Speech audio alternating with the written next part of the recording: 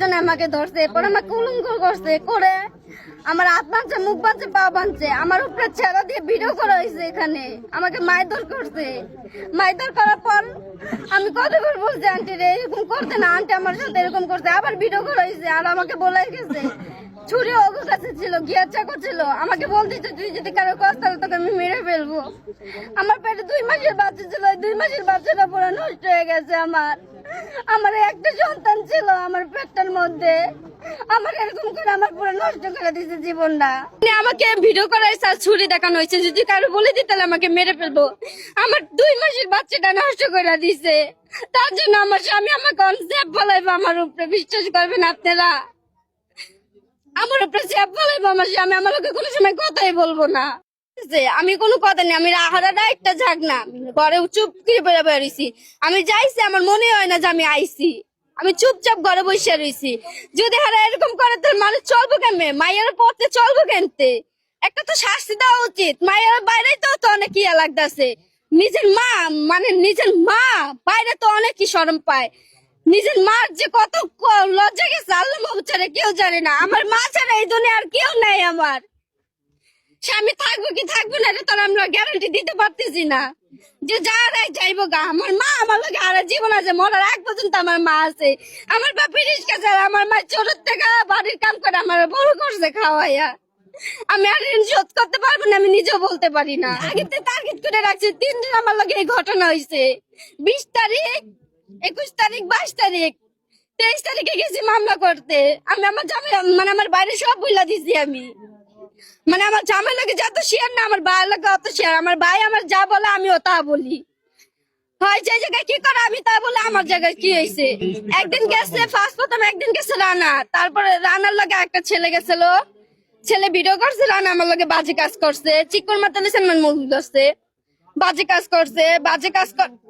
বাজে কাজ করার পর আমার ইতিহাতে নিয়ে গেছে।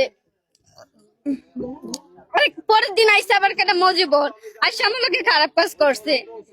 খারাপ কাজ করার পর তারপরের দিন আমার আইসা রাজি ডাইকে নিয়ে যাওয়া পর আমার লোকে এইসব করছে। তার মানে হ্যাঁ তো এই জায়গায় দোষী না, হ্যাঁ তো ডাইকে নিয়ে আমাকে এইসব করেছে। মানে নামে মামলা করছে, নামে মামলা অনেক খারাপ কাজ করেছে। না নিজের মুখ দিয়ে বলতে লজ্জা করে, নিজের মুখ দিয়ে বলতে অনেক লজ্জা করে আমার। তাও বলা ছাড়ার কিছু করার নেই। এই জায়গা আমার ম্যানেজার জামাই নাম হয়েছে কি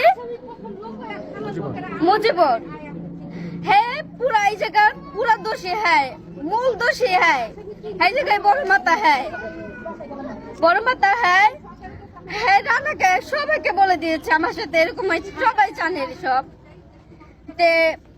প্রথম ঢুকছে রানা, রানার সাথে আরেকটা ছেলে ঢুকছিল, নাম মুখোশ পরা ছিল, দেখে চিনি নাই, রাতে 11টা বাজে ঢুকেছে। আমি শিক্ষা দেওয়ার লগে লগে আমার মুখ ধরছে, মুখ ধরে আমার ভিডিও করা হয়েছে, আমার ছুরি দেখানো হয়েছে, আমার সাথে খারাপ কাজ করছে।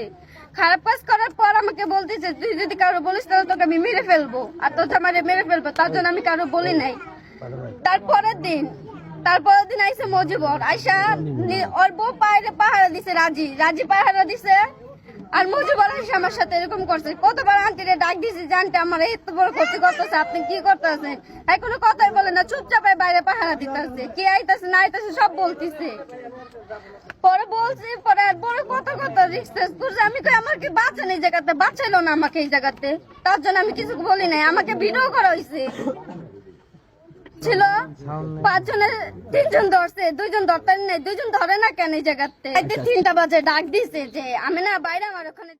একটা মেয়ের হাত পা বাইন্দা উলঙ্গ কইরা তারপরে ভিডিও করে, এরপরে রেপ করে, এবং একদিন না এভাবে পরপর মেয়েটার কথা যা বুঝলাম 3 দিন। মেয়েটার বয়স সর্বোচ্চ গেলে 17 থেকে 18 হবে, 18 হবে না, 18 আমার মনে হবে না। কিন্তু আমি সরকারের কাছে আবেদন করি যেন এর বিচারটা সুষ্ঠুভাবে হয়। আর ধর্ষণের শাস্তি একটাই, ফাঁসি।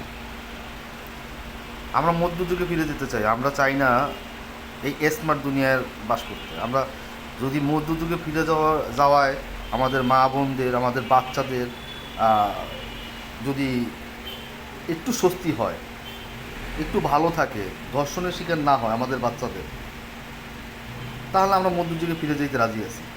তো সবাই একটু কমেন্টে জানাবেন।